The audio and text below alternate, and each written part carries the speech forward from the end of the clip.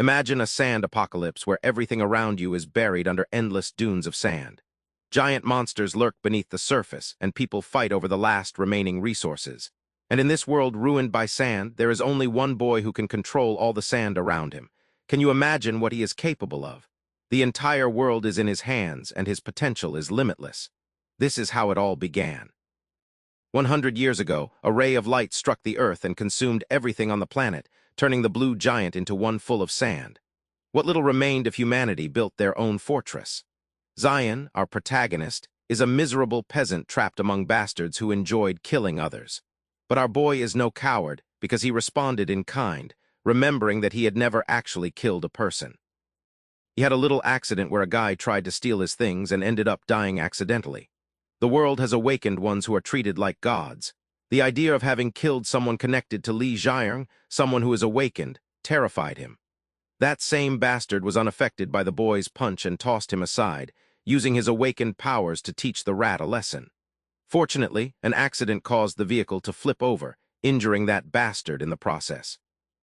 The driver, on the brink of death, shared that they were being swallowed whole by a sandworm the size of Godzilla. Zion had to cling to life, knowing his time had come because he was a weakling, that if only he were stronger, things would be different. The sandworm swallowed him, except the boy didn't actually die. Surprised to find himself alive inside the creature's entrails, this man decided to become the next Paul Atreides because he saw it all. The destroyed structures of humanity flooded his senses, showing him what his wonderful planet had become. At that moment, he awakened his first ability for the first time, and instinctively he recited Sand Blaster, firing a shot that pierced the creature's side. Now that he had the power in the world to live, Zion dared, against all odds, to use the sand to survive the impossible. Zion can feel every little beat of his heart. It's as if his body has been charged with incredible energy. Understanding that this is the process of awakening, he clenches his fist. Meanwhile, we see this incredible scene of the dune sandworm about to devour the tiny human. The creature approaches to swallow him whole, while Zion stands there with nerves of steel, refusing to step aside. Surprisingly, a guy quickly appears to save his life, saying the boy is in his way. The guy tosses Zion through the air, making him hit the ground with a hard thud. My boy spits out sand and wonders how the hell this random guy managed to show up like that out of nowhere. But the moment he looks back up, the guy is horrified to see that this dude has driven a sword into the sandworm's neck, causing black, tar-like blood to gush from its body. The man mocks the creature for making him climb so high, wondering if he should send it all the way back down. Preparing his kick, he decides to launch it straight onto the sword, pushing the monster to its death. Our boy is completely shocked. The fact that someone as powerful as this random guy managed to defeat that sandworm is no small feat. In fact, it's the first time Zion has encountered a sandworm, and before he could even process his reaction, a cute girl with blue hair approaches him and reveals that she is Captain Yang Zhongbayam, showing off as always. Again, Zion has no idea how the hell these people are surpassing him like this. It's like they appear out of nowhere while the girl is busy praising her captain's epic skills. Just by looking at her body, he realizes this woman is incredibly powerful. But even more so, the boy is confused because his body has started to go numb. Zhang Bayam says that a sandworm isn't even a difficult opponent for him. Then he speaks to Jisel before looking to his side. The captain turns around and finds these two messing around over there. Jisel is playful and obedient with her captain, but she's having a lot of fun dragging Zion around like a rag doll. In an instant, she dominates my boy and pins him down, and I bet many of us would want to switch places with this guy right now. Jisel playfully guesses the boy's rank and abilities, wondering what method she should use to find out. But just then, she notices something strange. The peculiarity is that Zion isn't actually an awakened one at all. Pinned down like this, our boy can't even believe what she's saying right now. Jisel keeps tearing his arm apart while telling the captain that the boy doesn't even have a rank badge. Zion is confused, even thinking this girl might be blind because every awakened one is supposed to have a badge. Seeing the scene from the car, another teammate yells at them to hurry up. Jisel asks the captain for his opinion, explaining that it would be strange if they just left this guy here to die. I mean, our boy also has his complaints. Isn't this the same girl who almost broke his arm a moment ago? Zhang Bayam stares at the boy, meeting his gaze before signaling Jisel to throw him in the back since it seemed like he was headed toward the mine. And well, in the next scene we have our beat-up vehicle filled with a rowdy group. Zhang Bayam's team is hardly the quietest. They're causing a lot of commotion. Meanwhile, our boy is pushed to the back and tied up like some kind of luggage. He listens to their conversations until sand starts entering the vehicle. Actually, it's Zion manipulating the flow of the sand itself, which confirms that he has indeed awakened his powers. At the same time, he doesn't understand why no one can see his rank badge, and looking at it, he finds it strange too. The color seems orange, but it actually matches the same color as the sand. The illuminated light of a mark always indicates the awakened one's classification. In other words, magic types usually have a blue classification. Combat enthusiasts have a red orientation. And although there has been information about other types of awakened ones, this is the first time Zion hears about someone capable of manipulating sand. Even as he does it now effortlessly, it's something unique. Unfortunately, he also knows it's an F rank. But the good thing is that it has infinite potential, allowing him to adapt like the desert. Our boy is happy with what he has, hoping to hide his powers until the right moment comes, because eventually this man will be able to control the entire desert at will, and by extension even dominate the planet, which makes me wonder if at this point the bro is a hero or a villain. Anyway, we arrive at the beautiful magic crystal mine. Zion sees a checkpoint and mutters that everything seems normal. A guy orders him to follow without saying a word, so the boy has no choice but to obey. Watching the scene from afar, Jisal and Jang Bayam say how strange this boy seems. The fact that he is the sole survivor could be attributed to luck, except the captain strongly rejects this idea. You see, at that moment when he was looking around, he saw the huge hole from the sandworm on one side of its body, which means this boy is definitely involved. It's a pity that Jang Bayam didn't even ask the boy's name because he thinks they are destined to cross paths again. In the next scene, we have a little twist. You see, common mines are usually full of tunnels, but here people are everywhere and enjoying festivities. Zion didn't anticipate such an outcome, while the guy handling him mocks him saying he's going to call the supervisor soon, so the boy better stay put. Our boy isn't exactly happy being left alone in a place like this, while the guy wonders if he should do him a favor by adding a bullet to his head. He leaves grumbling, allowing the boy to do whatever he wants because it won't matter anyway. Leaving that conversation aside, Zion understands he needs to eat something because he's very hungry. He looks around and finds a shop to satisfy his needs. At that moment, Zion notices a sign on the wall advocating that workers illuminate the city. The vendor hands him a drink and asks if it's an inspiring movement. The man's hands are rough and covered in scars, saying that the city's true source of energy isn't mana stones. Zion, not knowing where this conversation is going, asks what the true source of energy is. Pointing at the boy, he emphasizes that people like him, people like Zion, are actually the true source of energy. They are always instructed to do anything, and there are always replacements to fill the gap, so it's really a magnificent and endless source of energy. Our boy is annoyed because this guy is already harshly criticizing him at their first meeting, responding that the old man should worry about the few days he has left on the planet. The old man tells the boy that at his age, everything seems interesting. Besides, he somehow knows about Zion's descent into the sandworm's body, which leaves the boy even more surprised. The old man keeps scolding him, saying that a boy like him will end up in a sandworm's stomach soon enough anyway, since this is no place for a kid to hide.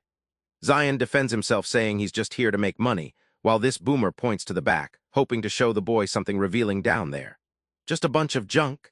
Zion doesn't understand the point, so the vendor explains that he picked up all those things one by one and then drops the bomb.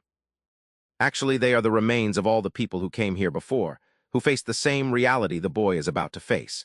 Everyone here tries to resist the temptation to go into the mines, but that's how tempting mana stones are. Fearing the worst death imaginable, these newbies try to sell everything just to survive, clinging to life while selling parts of their souls.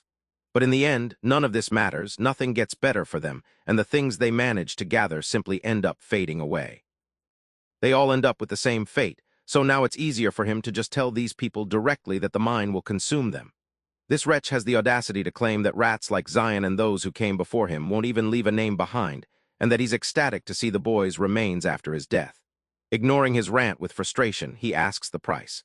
The old man asks for 10 soul, such a ridiculous amount that Zion yells at him for it. Apparently, every resource here costs a fortune. Even the skewer he ate before is no different. Zion disparages the quality of the meat before revealing that he doesn't even have the money they're asking for. As he justifies and defends himself, saying they're trying to rob him, he doesn't notice that all the other butchers and workers in the area are drawing weapons to cut him down. Yeah, they're that ruthless. Zion keeps going on and on saying he won't pay a single cent, only for a wretch to approach him and flank him from behind. The fear of death overwhelms our boy for a moment, as the old man throws a riddle at the boy, asking him how an old man like him can even run a business in such a miserable place. Because the answer is that everyone is corrupt. Zion looks back and sees he's surrounded by more than a dozen men, all lined up to tear his body apart. Acting like a mafia boss, the old man amusingly asks what this boy is going to do now. Zion roars that he has nothing to offer, that it's useless to ask for that amount of money for a drink. Keeping the upper hand in the negotiation, he happily suggests a solution, eyeing the mana stone Zion has in his pocket, believing it's a fair payment. Our boy is scared of how all the rumors about his actions have spread like an eagle, while the wretch keeps insisting he toss the stone, that he'll even offer a fair price. Zion fires a strong refusal, saying he had to go through hell and back just to get that stone. He wants to talk things over with the old man, but it's clear his words mean nothing because, in the very next moment, a muscle fanatic grabs his head and slams it against the table, even suggesting they bury the brat. Angry, Zion activates a sand blaster, and boom, this guy's arm goes flying through the air. That's what happens when you mess with the wrong person. The same arm falls into the hands of the other men who were ready to kill Zion. Refusing to discuss anything with words, Zion deploys sand spikes, massacring all the corrupt men in the area. Well, at least that's what he thought would happen in his head, because that cool action sequence doesn't happen in reality. Instead, we see Zion bleeding from his nose and blanking out, cursing his fate. In the end, the guy has to toss the stone to the old man, giving him everything he wanted from this deal. The old man is impressed by the damn size of that thing, suggesting it's worth about 100 sol. Again, it's a ridiculous price because Zion tells him that, given its size, it's worth at least 300. The old man has the upper hand, so he belittles the boy again, scolding him for not having turned into sandworm shit instead of coming here. After another slam on the table, Zion is reaching his limit and plans to unleash his powers to get out of there. But even now, he knows he's not strong enough to do anything. Zion asks for a suitable bonus in exchange for the stone. The corrupt old man doesn't mind doing that, but advises him to be careful of pickpockets who are quick to steal anything. According to their first deal, he behaves well and suggests the boy can pick anything from the junk pile.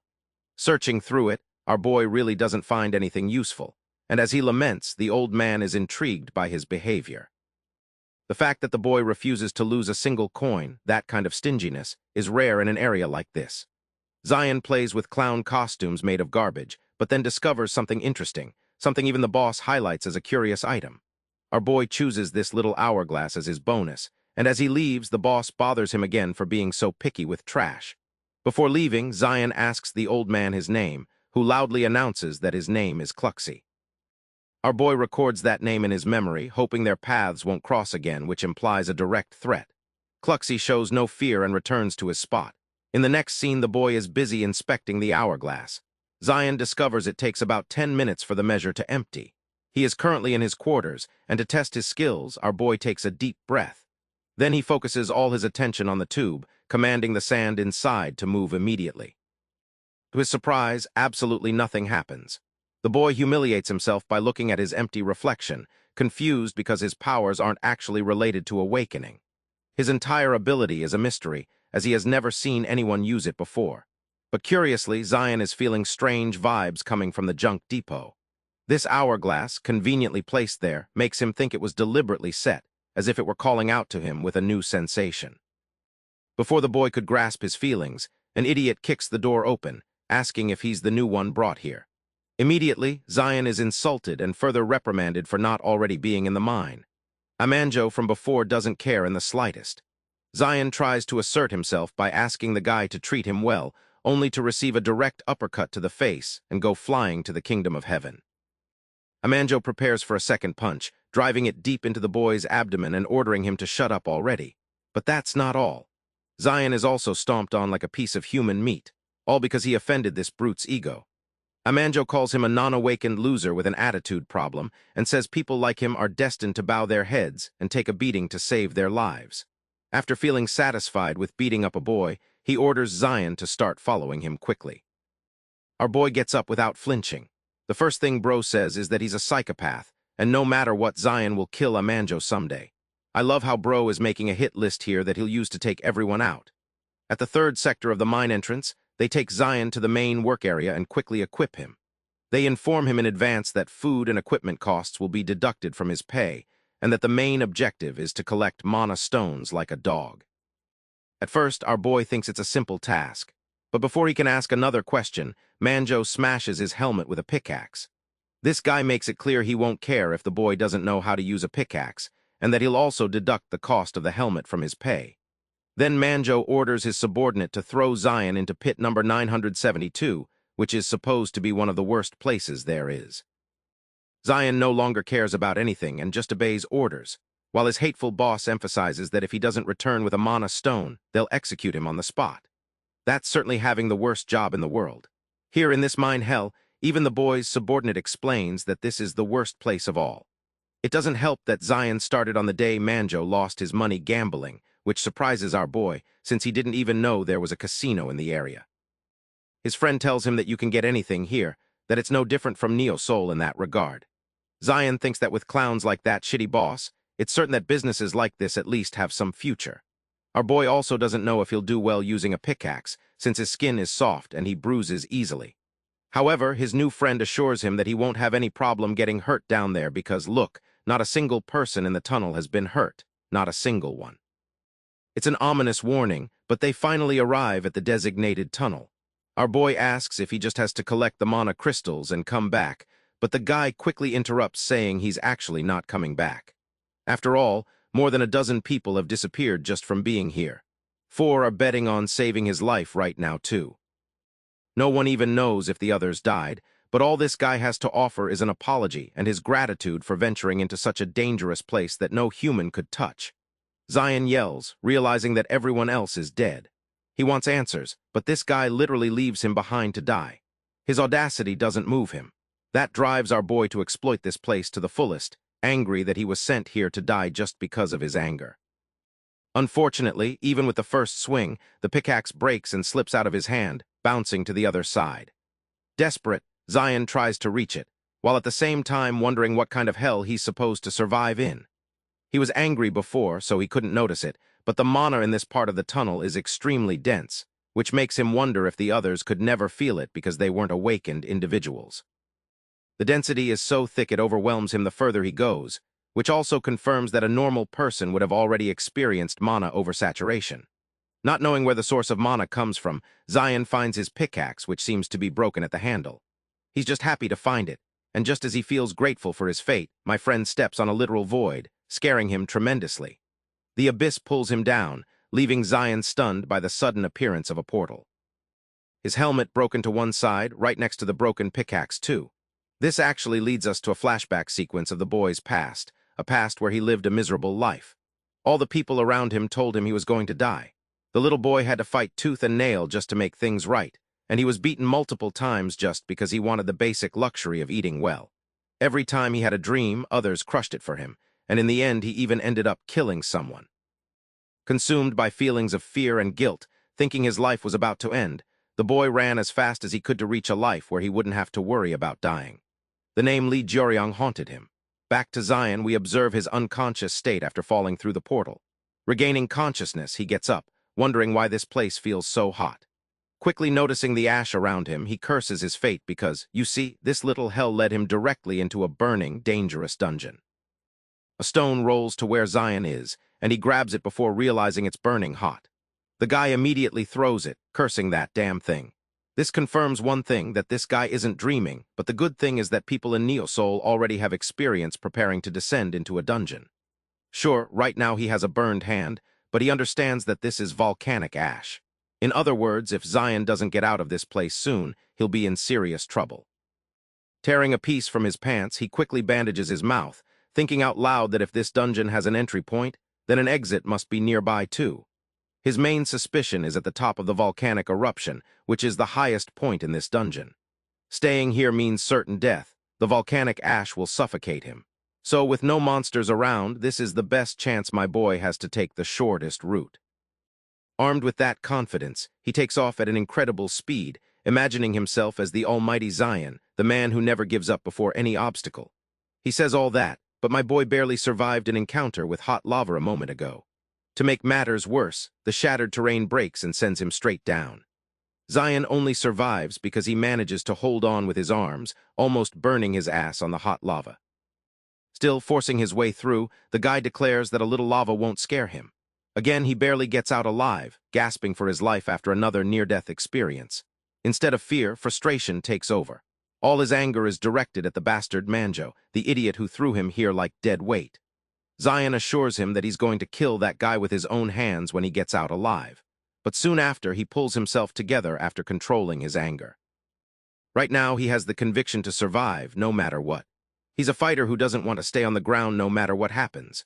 From his current position, he only needs 4 more jumps to cross to the highest point, and then he'll escape certain death. Instead of thinking through each step, he plans to launch himself forward without any thoughts holding him back. After all, my boy has no intention of letting his life rot in a shitty dungeon like this. The words "I will not stop" become defining for his fate. And just when you start to have a glimmer of hope for this boy, Godzilla's little cousin explodes out of the lava to devour him. The creature manages to catch him in its mouth before diving back into the bubbling lava. Curiously, this giant alligator goes about its day as if nothing happened, but then its eyes quickly turn to a hanging cliff. Zion, in fact, has survived. He managed to reach the other side and clings on with his powers as if his life depends on it. The good thing? This difficult encounter has taught him that he can also manipulate volcanic ash to some extent, which helped him save his life just now. He descends alongside the monster's snout, almost fainting from the intense, suffocating heat. The dungeon is too harsh. Just the environment here is worse than the monsters that inhabit it that Bro has to deal with. With the current situation, Michiko can feel her nose burning inside, making it hard even to breathe. His consciousness wavers, and with the last flashes of light, the thought of death crosses Zion's mind for God knows how many times. Refusing to give up and channeling the spirit of David Goggins, this man gets up again, reminding himself of his own words from before. Michiko's motivation is that he hasn't even had a girlfriend yet, so dying here wouldn't be fair. I'm starting to think he's a cousin of Denji from Chainsaw Man, and by the way, that Part 2 ending was trash. Anyway, Zion controls the volcanic ash, apologizing in advance to his uncle for what he's about to do. The giant monster emerges from the lava for its second attack. Our boy counterattacks with all his might to survive. Out of nowhere, a voice blesses him, praising his unique ability. Zion is surprised by the person's presence, while the same voice expresses great interest in his ability to manipulate sand. Here, an old man descends to save his life, falling from the sky like a blessing sent from heaven. The old man grabs his sword just before descending, leaving Zion stunned. This man dives at immense speed, to the point of crashing with a loud thud into the monster's flesh. That single attack sends shockwaves and alters the very course of the lava, sending debris spinning in all directions, and causing Zion to almost be annihilated by the impact. Our boy is trembling from the sheer force of that impact, which literally bursts his eardrums and leaves him senseless. Looking ahead to find the old man and see the monster's condition, Zion discovers that the creature has been split in two. This strange feeling is completely different for him. The man standing in front of him is not just any strong awakened one. This guy is categorically in another league, as if he were the god of this universe. The guy takes another step with complete calm. Each step crushes everything in front of him. Zion is completely lost just watching his greatness as the awakened one asks the boy his name. Since the boy refuses to speak, he decides to create a dilemma for him, suggesting that if he doesn't count to 3, bad things will happen. The countdown begins with the old man preparing, and the moment he reaches 1, he's already on top of the boy like a ghost out of hell. In the end, he does nothing to Zion, wondering why the boy seems so upset. Actually, our boy can barely hear this man's voice because his eardrums were destroyed. The list of injuries he has is huge, but the old man doesn't understand this part. The awakened one draws his sword, thinking he should just cut the boy if he refuses to speak. The boy regains his hearing and panics, claiming he doesn't know what's going on and begging for mercy. This is good news for the awakened one, who is glad to know the boy isn't a lost cause. He reiterates his question and asks the boy his name, who exclaims that it's Zion. This guy is so funny that he judges our boy for having such a pathetic name, making Zion wonder what kind of name this fellow must have to act so Sigma. At that moment, this all-powerful old man destroys a rock, stating that he is Theoden. And even though he introduced himself, our boy has no idea what the hell this old man is doing right now. The awakened one is confused and asks the boy to clarify, so Zion yells that he's being called an idiot and threatened for no reason. And even though he's grateful for having his life saved, he still doesn't understand why he deserves such harsh treatment. Calling him an idiot once more, Theoden explains that the boy has fallen into some kind of trap. Ignoring the disrespect, Zion asks for details and learns that a trap is actually a phenomenon that occurs when the dungeon's mana is oversaturated. To ensure it doesn't collapse, the dungeon helps create another entry point, letting mana escape through that gap. In other words, it also attracts living creatures from the surroundings in the same way. That's what a trap is. Theoden emphasizes that most people never get the chance to experience what it's like, so the boy's luck must be the worst of all, adding more fuel to the fire for Zion to murder that damn Manjo. The awakened one calls him an idiot once more, to the boy's displeasure. Frowning, he demonstrates exactly why the boy is an idiot, urging him to concentrate his mana in his eyes. Zion doesn't understand what he means until he actually does it, condensing his mana in his eyes. The idea is to use mana to see, helping the boy see things he's never seen before. He is terrified by what awaits him, while Theoden is glad the boy can finally understand what he's dealing with. The magic beast he saw is a creature with stealth abilities, easily finishing off its prey before they even know they've been hit, just like our boy was almost devoured. The same creature was in front of him this whole time, and yet Zion couldn't detect a hint of danger. By the way, earlier, when he cut the rock, Theoden was actually cutting this second monster because without the old man's help, our boy would have died without even knowing he was hit. That makes it the second time this man has saved his life, leading one to wonder how powerful he really is.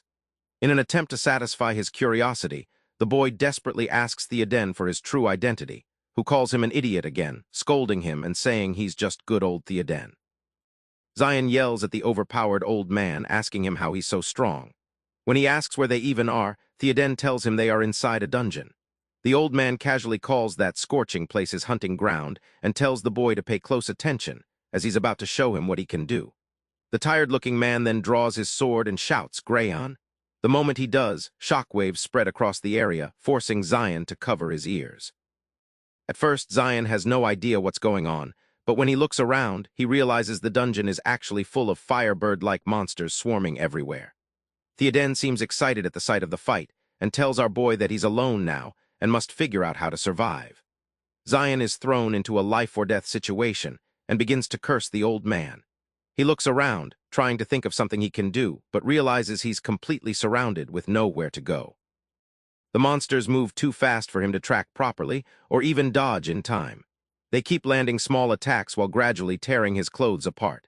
Zion can't even find a way to escape, and starts wondering why the creatures keep attacking only his left side over and over.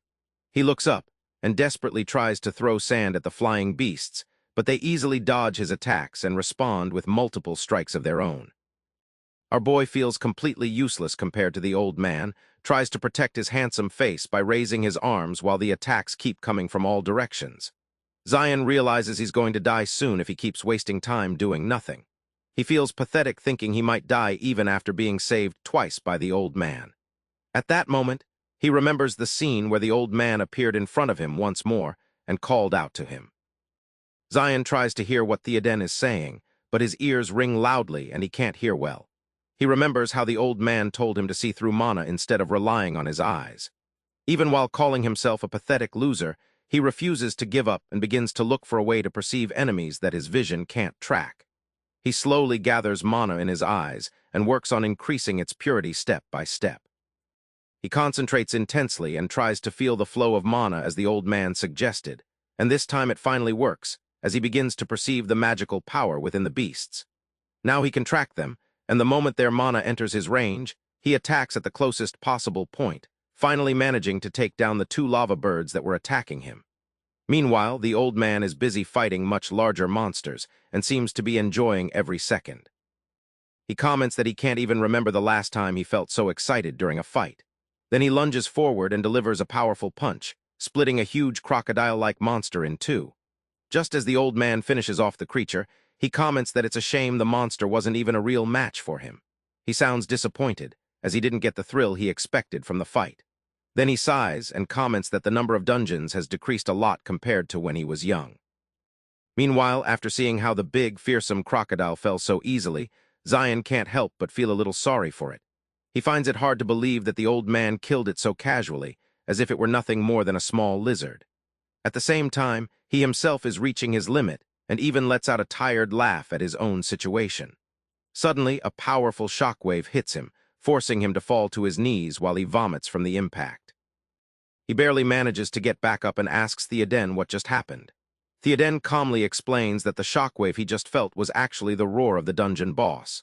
He continues by saying that every dungeon has a final boss waiting at the end, and that this dungeon's boss is the real reason he came here. Just then, a huge drake descends from above, and the old man identifies it as a crimson drake.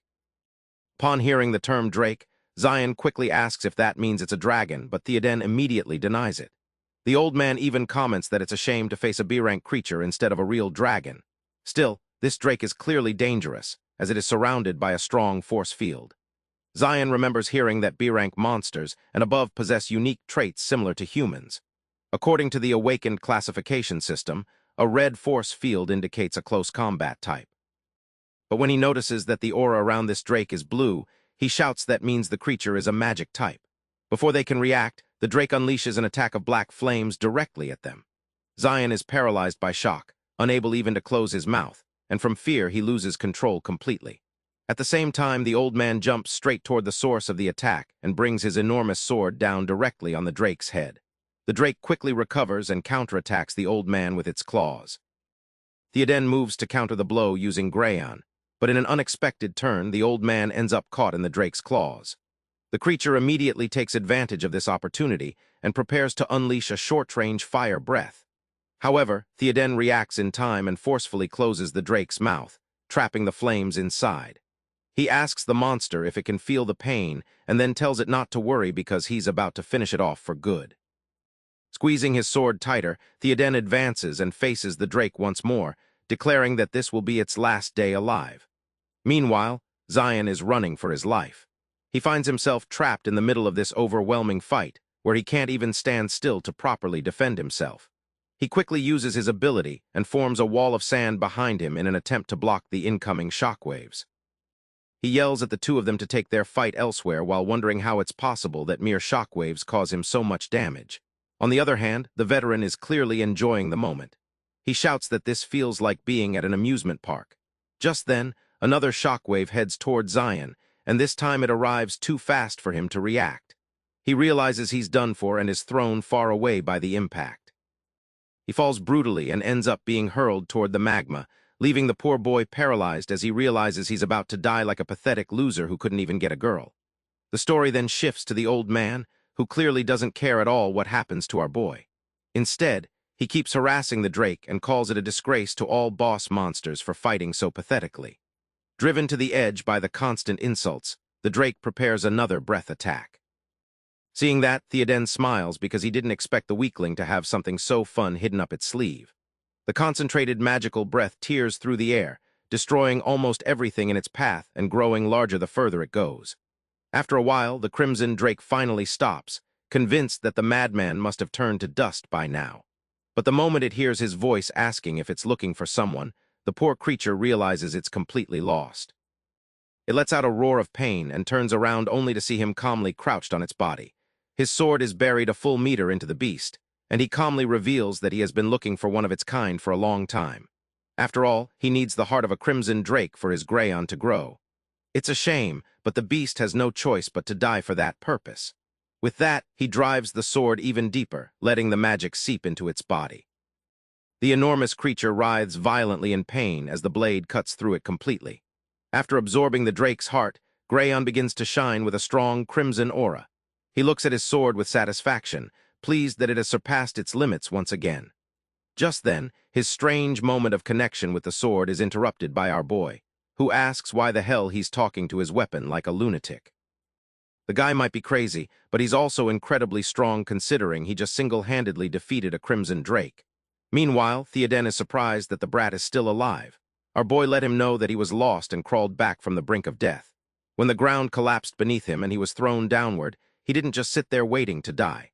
Instead, he used his sand manipulation to create a cushion that softened the fall.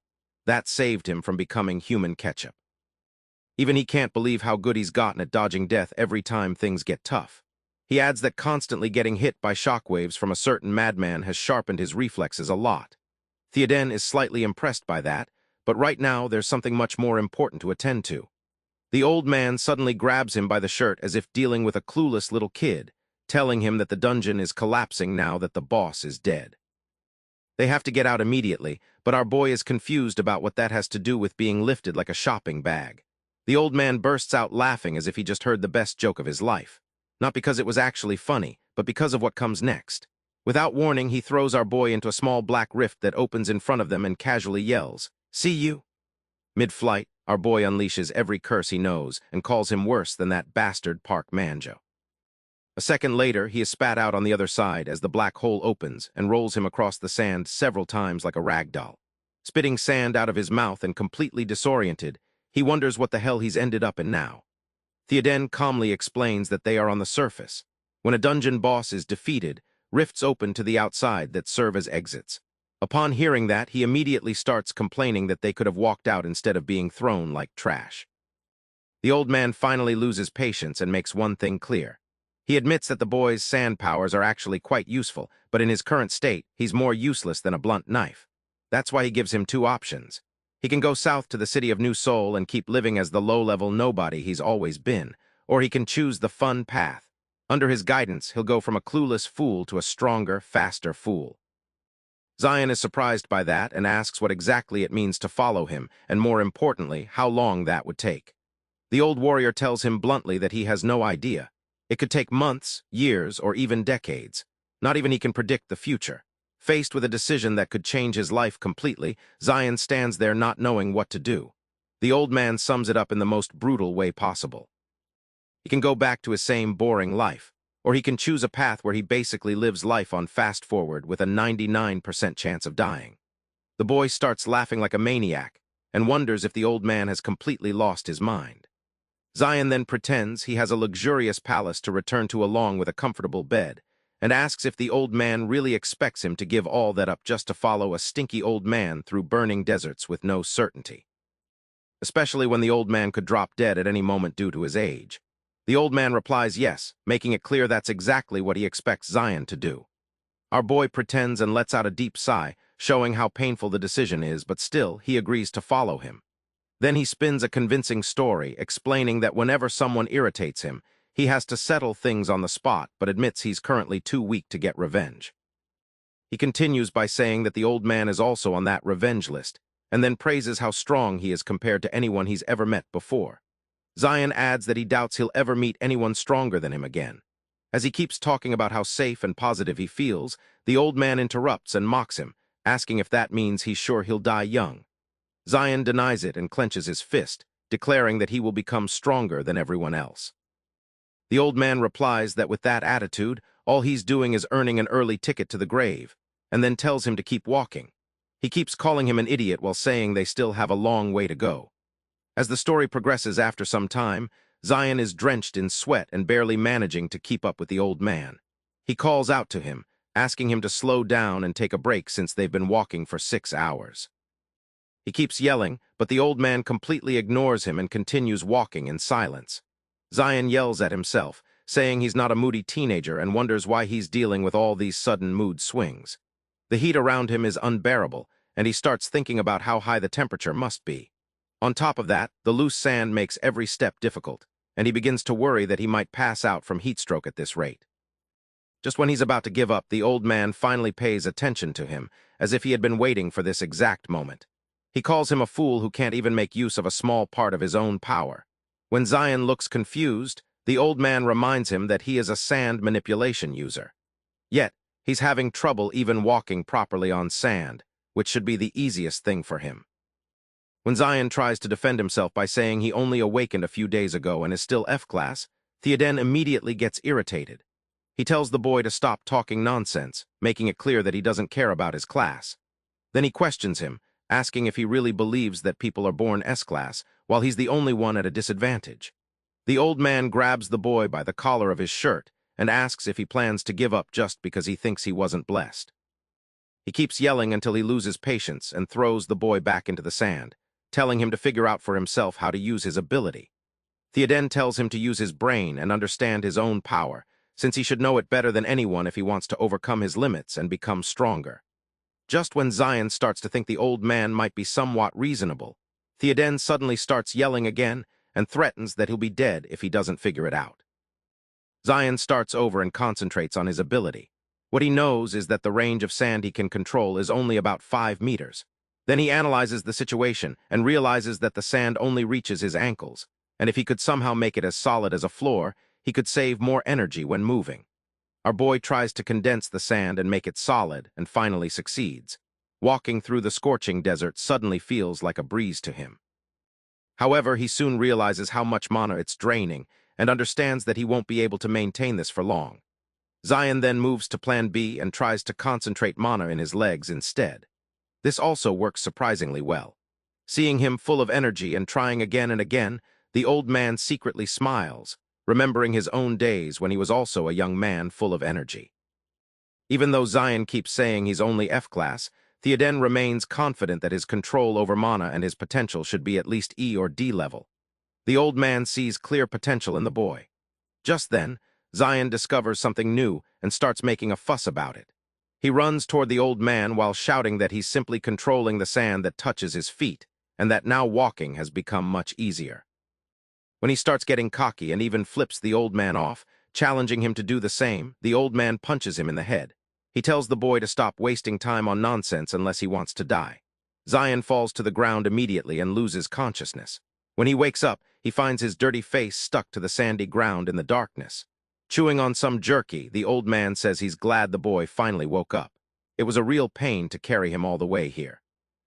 While our boy tries to sit up and complains that his whole body is wrecked from the wounds, the old man tosses him a piece of jerky. Then he tells the boy to listen carefully to a story from when he was young. According to him, those were good times, when being weak didn't mean you'd be killed.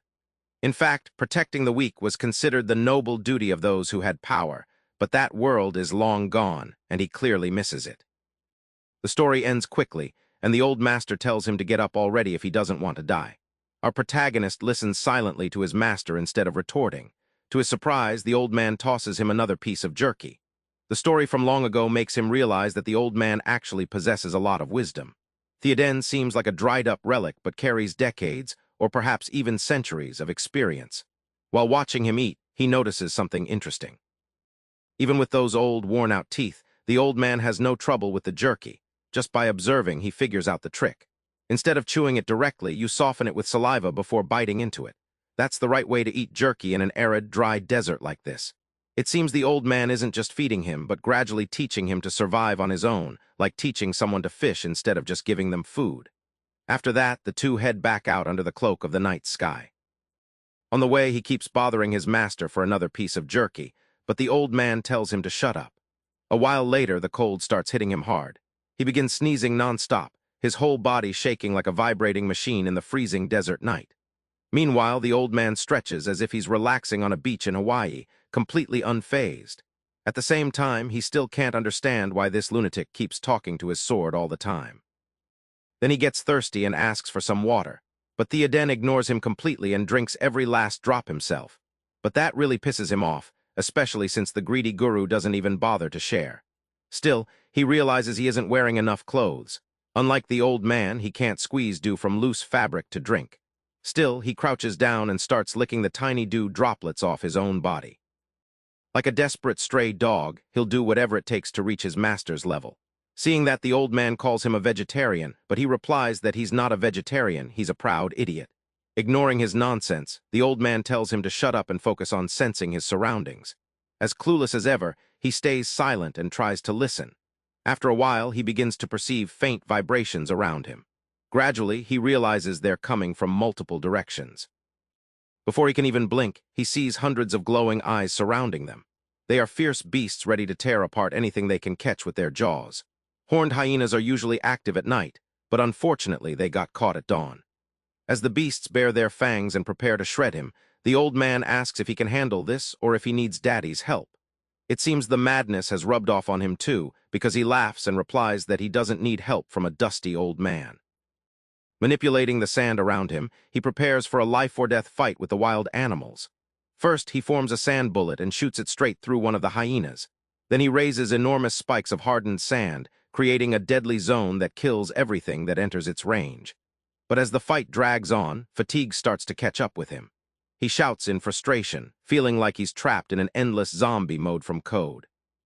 The pain burns in his chest and he nearly collapses, realizing he might die from mana exhaustion before the beasts even finish him off. That makes one thing clear. Raw power alone isn't enough. He needs a smarter way to fight. Summoning another sand bullet in his hand, he starts thinking deeply about how to use his energy more efficiently. But his thoughts are interrupted when a hyena lunges and sinks its teeth deep into his arm. He somehow manages to shake it off, but the damage is brutal. His arm is wrecked, full of holes like SpongeBob. Still, that wound triggers a eureka moment. Those holes teach him the most efficient way to use his sand manipulation. He stays still, silently planning his next move while the pack lunges at him, hungry and ready to tear him apart. Just before they reach him, he unleashes his new technique. Hundreds of incredibly thin but sharp sand spikes burst from the ground at the same time. They pierce through every single beast and turn the entire pack into skewered hyena kebabs. The villain bursts into laughter just like his master. Watching his enemies fall with a single clean blow is much more satisfying than blowing their heads off. Wasting mana in a fight is the fastest way to speed up your death. Meanwhile, his precise spike traps that punch clean holes in targets are peak efficiency. Compared to him, the old man fights much slower, taking on enemies one by one. The hyenas latch onto his arms and bite him, but the lunatic just laughs as if they're tickling him. After having his fun, a violent gleam shines in his eyes as he finally gets serious. The moment Zion sees that crazy expression, he immediately understands what's coming. He braces himself, already dreading having to deal with this madness again. With a malicious smile, the old man orders Grayon to annihilate his enemies. In an instant, an explosive power erupts and sends shockwaves that wipe out both the sand and the beasts. Our boy barely manages to protect himself with a sand wall as the hyenas are hurled like projectiles into the distance. When everything finally settles, he just stands there in disbelief. The epicenter of the explosion and the trail of destruction stretching before him leave him completely speechless. That makes him wonder if Theoden is even human, because no normal person could do something like that without using some kind of ability. At the same time, he realizes that getting cocky near a monster like this is a fast way to die. Meanwhile, Theoden starts coughing heavily, choking on the dust he himself kicked up. Taking advantage of that moment, the alpha of the horned hyenas lunges and pierces him with its electrically charged horn. Caught off guard, the old man looks down with slight confusion, wondering why the beast has some kind of magic field around it. He clearly underestimated it, since this one is at least B rank. Seeing him in a life-or-death situation, Zion panics and yells at him to be careful. Turns out the concern was completely unnecessary. Theoden grips the hyena's horn, ignoring the lightning coursing through him. Our protagonist stands dumbfounded, unable to understand what kind of physics he's witnessing. Even the alpha gets uncomfortable and backs off when it sees the crazy old man enjoying its lightning as if it's relieving his sore muscles. After his massage, he lets the poor bastard know that its end has come. He leaps onto the alpha and drives his sword deep into its body, spraying blood across the battlefield. Seeing that, Zion realizes he was an idiot for ever worrying about this man. After the fight, the two start collecting useful materials from the horned hyenas. Wearing the alpha's pelt, our boy asks Theoden when they'll finally leave. He's surprised to see that the old man even takes the horns, explaining that they're valuable materials for making lightning-based weapons. Out of nowhere, the old man tosses him a dagger. By giving him a hunting weapon, he makes it clear that from now on the boy will have to find his own food. No more handouts. Horned hyena meat is highly toxic. One wrong bite is lethal. Only the side muscle is edible. While Theoden calmly cuts meat for himself, he notices the boy just staring at him and yells at him to stop gawking. If he wants to survive, he'd better get moving and get his own food before sunrise. With that, our boy starts collecting meat on his own until dawn finally breaks. He already looks much more experienced than before. Although he still lacks a proper water source, he has plenty of meat stored in his bag. Plus, his ability to walk on sand makes moving during the day easier. A little cocky, he mocks the old man by asking if he finds walking difficult and if he's jealous of his neat little ability. This time, he actually dodges the man's punch and sticks his tongue out like an annoying brat. But the second strike, delivered with Grayon, brings him to his senses. As he spits out sand, Theoden tells him bluntly that his back hurts like hell and that a cheap walking trick doesn't make him special. Zion sulks, saying he was just joking. He was already thirsty, and now his mouth is full of dry sand. Then he notices something's off. His mouth isn't as dry as before. The air feels a bit humid.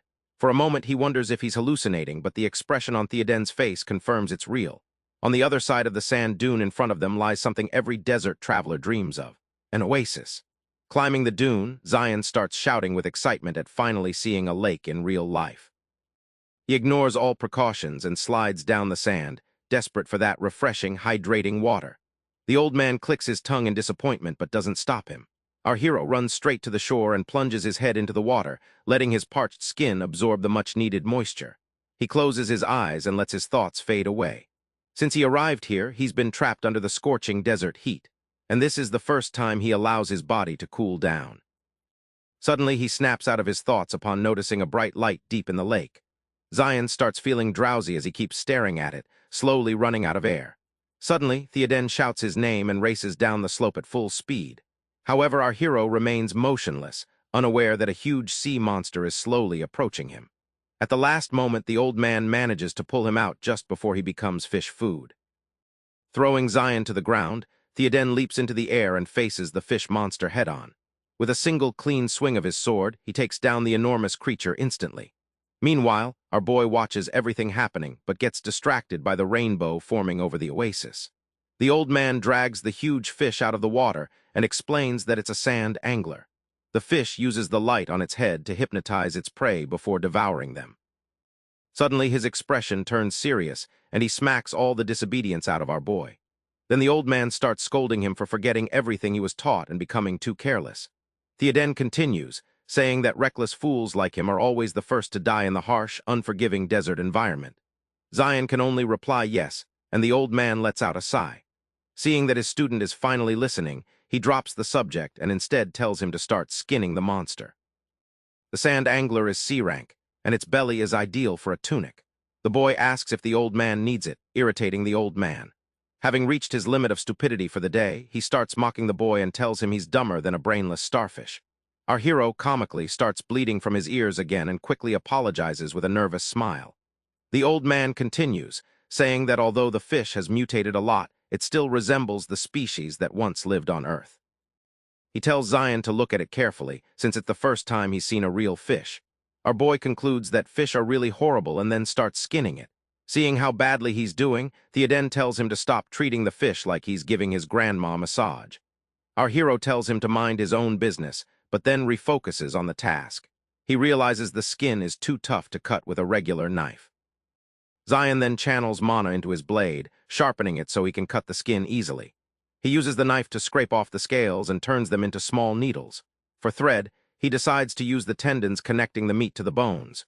Despite all his Oscar-worthy ideas, the final result ends up being a complete mess of a tunic.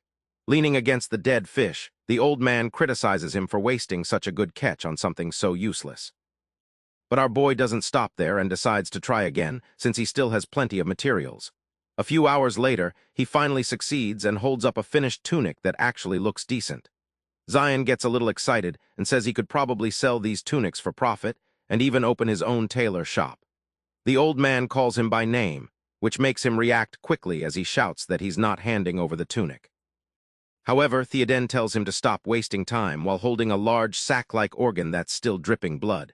He tells our boy to start eating this gall bladder, as it's a very rare and powerful medicine. Zion tries to argue, but the old man confirms his fear that he'll be killed if he refuses.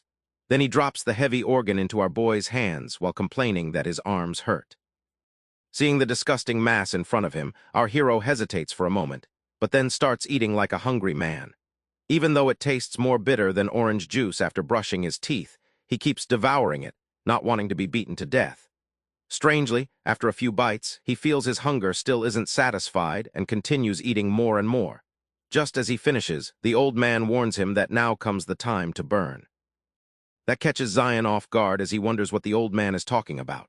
Right after that, he feels his throat closing up and starts choking. Inside, he feels like a Chernobyl reactor is exploding. His entire body goes haywire as intense heat spreads everywhere. He starts screaming in unbearable pain while the old man tells him to stop acting like a child. Then he starts monologuing, saying that everything in life is like this oasis, that everything will disappear as if it never existed. He explains that sand anglers are reborn, maintaining the balance of the cycle. Before he can continue, our boy interrupts him and tells him to save the emotional, sentimental stories and help him. Even as he watches the boy writhing on the ground like a bean after touching salt, he does nothing and simply goes to sleep. The next day, Zion finally opens his eyes and sees the old man staring at him with an evil smile. That nearly scares the soul out of his body, and he yells at the old man for almost giving him a heart attack. They exchange a few kind words before the old man asks him how he feels now. Then our boy realizes that something in his body has changed. He feels much lighter, his muscles feel stronger, and the mana inside him seems about to overflow. Testing his new and improved powers, he asks what happened, since he feels like he took some super soldier serum.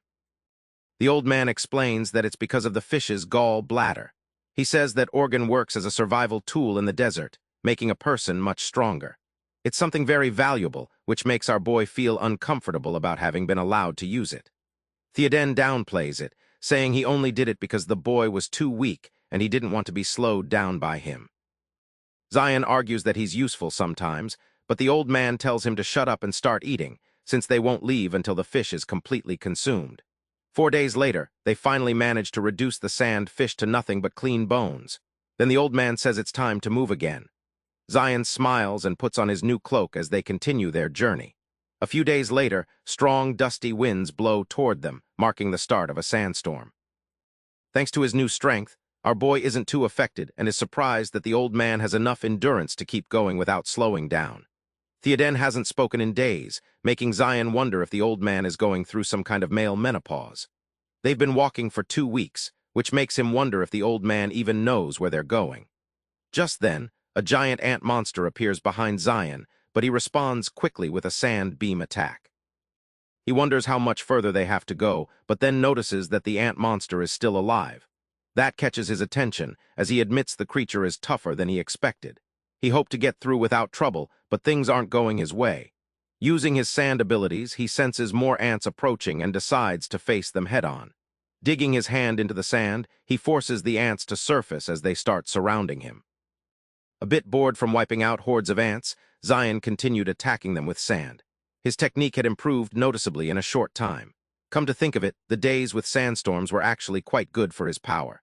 There was a practically infinite supply of ammo wherever he looked. However, the old man's pace was relentless. He never slowed down while leaving the idiot in charge of dealing with the nuisance following him. Zion complained about the lack of even a shred of loyalty. No wonder the old man ended up alone in his old age. While worrying about whether Theoden could hear his sarcastic comments, Zion detected something problematic within his 10-meter detection range. He was always on alert, never letting his guard down. That allowed him to react instantly whenever a magic beast appeared, but this time it was different. What he perceived at that moment sent a chill down his spine. What he detected wasn't just a beast, it was terror incarnate. What followed was a stampede of countless ants gushing out of the ground. The plague army appeared out of nowhere. He turned to the old man for help, recognizing that he was out of his depth. But Theoden just looked at him and sat down on his old ass to watch. If he had popcorn, he'd be eating it. Zion knew he wasn't going to get any help. Besides, he can't cry to the old man when there's trouble. That old man must have sensed what was coming. It was a mission, a test. Whether 1,000 or 10,000, insects are just insects. So he formed a rolling sand sphere and trapped the entire army. It was a struggle to keep it together, and it became even harder when another group appeared to disrupt his concentration. Zion's confidence crumbled as they dragged him around like a trash bag. He resorted to challenging the ants to fight one-on-one like men instead of attacking him in a group. His provocation was useless. They kept swarming him as if he were the tastiest treat in the desert. Fortunately, he found an opportunity to harden some sand under his feet and use it as a platform to fly. Even at a greater height, the ants found a way to reach him by forming a damn anthill. Desperately, he flew to higher ground to get a better view of the situation. Zion thought he'd be safe up there, but he was dead wrong. Who would have thought that giant ants could form an even more gigantic anthill by joining together? He nearly shit himself when his sand flyer came to an abrupt halt. The screeching the insects made was chilling as they clung to Zion's foot as if their lives depended on it. He was dragged helplessly by the ankle and slammed into the sand without mercy. It took Zion a minute to get back up, panting and wheezing, spitting out blood. When he looked up, the old man was still watching with a look of disinterest. That indifference gave him enough drive to keep going. He wanted to prove that he could survive this test. For the first time since the fight began, Theoden showed a positive reaction. He liked the boy's spirit, even though he was still an idiot. In a world shattered and covered only in sand, Zion's ability is nothing short of a blessing. After all, he could have used and perfected that power to live a life of luxury, but that would have been the end, a superficial existence. Those narrow-minded idiots are obsessed with illusions. They don't even know why the world became this way in the first place. An awakened is meant to master, utilize, and evolve their own abilities to the absolute limit. This power isn't made for some generic mass-produced soldier. Theoden might be one of the few who still remember. Most have forgotten the tragedy that shook the very foundations of the world 100 years ago. Back then, Theoden was useless. Beyond help, he had lost count of how many people died in vain right before his eyes. His comrades, neighbors, and even his family were victims of the catastrophe. What hurt him most was the loss of his daughter. He had never felt so powerless. He lost everyone he cared about while he stood frozen like a complete damn idiot. This boy, Zion, is different. He never wavered, not even when the odds were unfairly stacked against him. He might have the potential to become whatever he wants. As long as he's crazy enough to throw himself into combat, crossing the line between life and death. By walking that tightrope, one will undoubtedly grow at an astonishing rate. Seeming to have lost any shred of sanity, Zion laughed at the ant army. In the midst of battle, he devised a skill that created a sand missile at ultra-high pressure. It was a simple, crude invention, but its destructive capacity was real. Each missile he launched was loaded with compressed gravity, wind, and all the energy he could use. It was more than the sum of its parts, a harmonious synergy that increased the power tenfold. The ants failed to kill him before he adapted, so now it's their turn to be slaughtered. Theoden smiled smugly at the brat, getting excited over his little invention. By the time Zion finished bombarding the insects, the surrounding terrain had changed drastically, full of craters in various places. He was very pleased with himself. This was cause for celebration. Zion was so excited to show off his victory to the old man that he didn't notice the threat coming from his flank. The largest ant in the colony had surfaced and caught him with a strong bite from its mandibles. It approached him without making the slightest sound. There was no way these creatures had the ability to use a high-level stealth skill. The strange sensation he perceived inside his body made his situation make sense. He was poisoned. He had been steadily losing control of his mana. The poison must have been blocking his newly established mana points. Restrained and helpless, the only thing he could do was curse. The giant ant was immune to his insults. It was just another prey to be hunted. When Zion regained consciousness, he found himself deep in an underground tunnel surrounded by his sworn enemies. It was an ant nest. Sensing that food had arrived, the colony's larvae crawled toward the paralyzed human. Their screeching and alien appearance were unsettling. Seeing no threat, the larvae crawled over his body to taste his flesh. These creatures were capable of piercing skin and biting everything underneath. Despite being the main course at that disgusting feast, Zion couldn't move a single muscle. At this rate, he'll be devoured alive. Slowly, as his vision darkened, he saw his life flash before his eyes. What he witnessed on that depressing trip down memory lane ignited something deep within him. Zion regained some of his willpower to fight off the poison and crush one of the parasites trying to devour his flesh. Seeing the larvae's food move alerted the ants watching the feast. He laughed at himself for daring to close his eyes like a coward in the first place. Life is so unfair. The review of his entire life showed not a single good memory. How could he accept dying as a pathetic loser? The near-death experience must have pushed him beyond his limits and increased the marks on his forearm. Accessing the sand under his feet, he eliminated all the ugly larvae in his surroundings with a single explosion full of spikes. The ant army panicked. Their prisoner was supposed to be easy food, but now Zion is standing on his own with dozens of compressed missiles floating around him. He looked at his forearm and noticed that his rank had increased. The rank ascension came with a purification of poison, restoration of stamina, and a general increase in his overflowing mana capacity. The second sandy line on his mark was the culmination of his uninterrupted hard work over the last few days with the old man. From raw power to mana capacity, everything was on an entirely different level compared to his F-rank abilities. And yet, having all the sand missiles at his disposal, he couldn't land a single scratch on the Ant Queen. The bug counterattacked with its swift legs. That single blow pierced through rock and turned it into sand. Zion kept attacking, but the Queen's carapace was impenetrable. By now, he wanted at least to dent that black exoskeleton. The Queen's defense was insane. After a few more wasted attempts, he accepted that sand missiles weren't going to work, no matter how compressed and destructive they were. In that case, he'd have to rethink his entire strategy. There must be a way to break an unbreakable armor. Crushing and piercing were out of the question. Maybe he could try to tear off the hard shell. To achieve that, Zion manipulated every grain of sand he could control to completely cover the Queen's entire body. In his mind, he imagined a tearing motion around the hard carapace, twisting and peeling it completely off the flesh. That made the queen screech in pain. In retaliation for his brutal attempt to strip a queen, she began concentrating pure mana in her mandibles. She didn't fight the tearing. Instead, she prepared a fearsome ranged counterattack. Zion wasn't the only crazy bastard in this ant nest. The gathered mana produced high-frequency waves that made his ears bleed. At this rate, his brain might explode. The direct fight had now become a struggle of endurance and pain. Zion thought his idea of stripping the queen was a hit. Who would have imagined the colony's leader had some ace up its sleeve? Bleeding from his ears and eyes, the boy accepted the challenge. Although there was a high probability he would die, it was actually quite simple. This guy was a true hater. He would be willing to die alongside his enemy if there was any chance of winning. The agonizing stalemate came to an end when Zion felt his consciousness shattering. Something broke inside his body, cutting the connection to his mind. He might have reached his absolute limit in there. His useless body couldn't withstand the challenge. He's tired of being so pathetic and weak. The old man must have heard his deepest thoughts as he picked Zion up from the ground. With that carefree smile, Theoden scolded the fool for almost dying. Miraculously, Zion reestablished the connection between his body and mind. He even joked that he'd let the old man land the final blow. However, no further intervention was needed anymore. That C-rank wolf ant queen was much stronger than Zion, but he didn't give up. He fought to the end and earned the right to live by being persistent and creative. Basically, Theoden was showering him with praise for the first time since they teamed up. Too bad Zion's eardrums were completely shattered. He couldn't hear a single word of what was just said. Recognizing that his eardrums were damaged, the old man carried his limp body near the dead wolf ant queen. They arrived at a small clearing where a shiny sphere had been carefully placed. Zion asked the old man what was up, and Theoden started scribbling on the walls. He explained that the sphere was the queen's egg. It's medicine and also tastes like strawberry.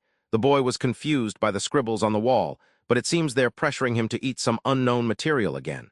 Just in case the same thing happened again. Zion asked if ingesting that crap would hurt like the sand angler's gall bladder. Theoden spoke and admitted that eating the egg would likely lead to death, but Zion couldn't hear him due to his severe ear injury. In the end, he decided to trust the old man's judgment and brought his mouth to the shiny egg. Zion is just a street rat from Neosol. He doesn't even know what strawberries taste like. But if they taste the same as this ant egg, then strawberries must be damn delicious. Zion joked asking for more, but his face paled when he felt something strange after ingesting the egg. Blood spikes sprouted all over his body. The hemorrhage he had just stopped started again. He was going through the process known as organ inversion. It literally means twisting and turning the intestines and nearby body parts. Normally, the queen ant's egg is used as a lethal poison. Even a small amount of that nasty stuff would forcibly invert a human's internal organs. The consumer's organs are pierced and twisted. They were being stirred by a spiky stick. Most people would undoubtedly die from the agony and shock of organ inversion. As the debilitating pain clouded his mind, Zion cursed the old man for putting him through hell over and over. On the other hand, Theoden was just trying to increase his chances of survival in this crazy world by making him experience a level of pain that would break the strongest wills. The next phase of organ inversion was vomiting liters and liters of blood, like a leaky faucet in a horror movie. By now, it's a miracle Zion was still standing. Slowly succumbing to blood loss and going into shock, he began to remember the last days of adventure. He thought he had finally found someone to trust, but Theoden might just be a sadistic old man after all. Perhaps to the old man he was just another idiot. Slipping and falling in his own pool of blood, Theoden watched him and let him writhe on the ground. While the boy convulsed down there, the old man rummaged through the Ant Queen's corpse. It didn't take him long to find what he was looking for, tearing off a piece of shiny material from the queen's underside. He chuckled to himself. As expected, a beast's mana stone far exceeds refined material. It was great loot. Theoden saw the ant bodies as useful and set them aside. His recent actions earned him the ire of his sword, Greyon. He admitted that maybe this time he had pushed the boy too far. Still, there was no other way. If you're weak, you die. That's how fate works. Besides, Zion knows as well as the old man that they don't have much time left. At dawn, Zion continued defying the impossible odds by waking up after sleeping like a blood-drained baby. The first thing he saw was that annoying smile plastered on a wrinkled face. Instinctively, the bratty, respectful one attacked his mentor. Theoden firmly warned him not to kick up dust while he was still being nice. Zion wasn't listening.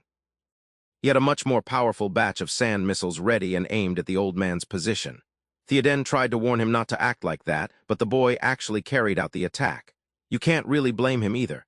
He was acting on autopilot.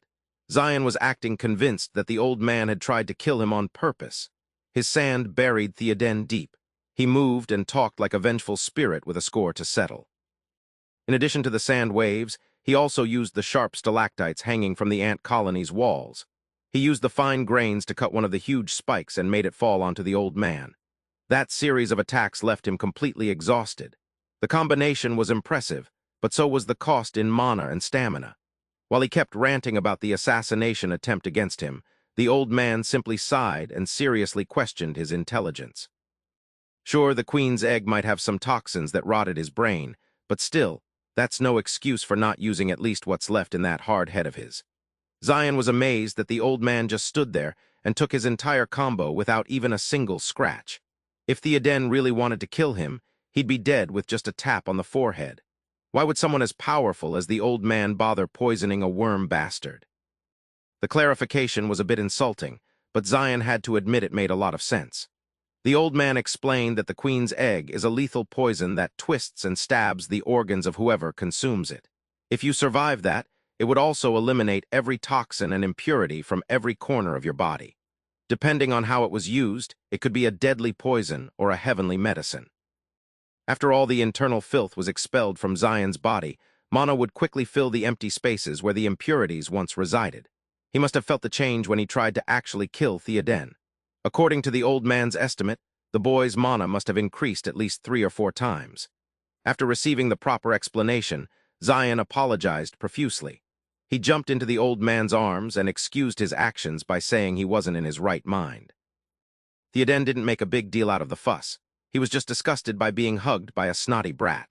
Fortunately, that egg also healed his wounds. His eardrums are intact again, and he can hear insults once more. Zion refused to let go despite the old man's protests. Internally, Theoden conversed with his sword about the risk they took in letting the boy eat the egg. In reality, Zion was only partially faking his tearful apology to avoid further angering his eccentric mentor. Still, the old man thinks the risk was worth it. If the boy doesn't get strong fast enough, he'll just be a burden. Sometimes reckless gambles pay off like today. Theoden lifted Zion as if he weighed nothing. It's time to get out of this gloomy ant colony. He was a bit confused about why the old man grabbed him again when he was now perfectly capable of walking on his own. Well, since they've wasted enough time underground, there's only one quick way back to the surface. When the old man pointed at the pointed ceiling of the colony, Zion knew he was going to get hurt, whether he approved or not. A few moments later, the quiet surface of the sandy desert was interrupted by a sudden appearance from below. Theoden was fun, taking charge and going fast. However, Zion didn't like his reckless pace very much. Why can't they travel like normal people for once? The old man would have been open to the idea of calmly traversing the arid land if the idiot hadn't slept for 4 days straight. Theoden felt sorry for whoever would marry this poor boy in the future. The jokes and teasing stopped when the old man saw something in the distance. Zion claimed that nothing could surprise him anymore, but quickly shut his mouth as soon as he followed the old man's gaze. Ahead was a giant land tortoise the size of a small island. The beast was almost 30 kilometers from their position, but its enormous size made it very visible. Theoden explained that the tortoise was known as the mobile fortress Archlon, a real headache that never gave him a moment's peace. The tortoise itself is classified as a B-rank magic beast, but its defenses far surpass many A-rank monsters. After taming the beast, they modified the shell and used it as transport, a mobile fortress. Theoden implored the idiot to observe the Archlon carefully. Seeing something like that for the first time would undoubtedly make anyone wonder how vast the world really is. There are true monsters out there capable of taming and riding a beast like that in the wild. When the mobile fortress passed by them, both the old man and the idiot were no bigger than the size of dirt trapped between Archlon's toes. When the tortoise stopped moving, someone jumped off the shell to the ground. From how familiar this jumper seemed to the old man, they appeared to know each other. It had been a long time since these two old bags of bones had met.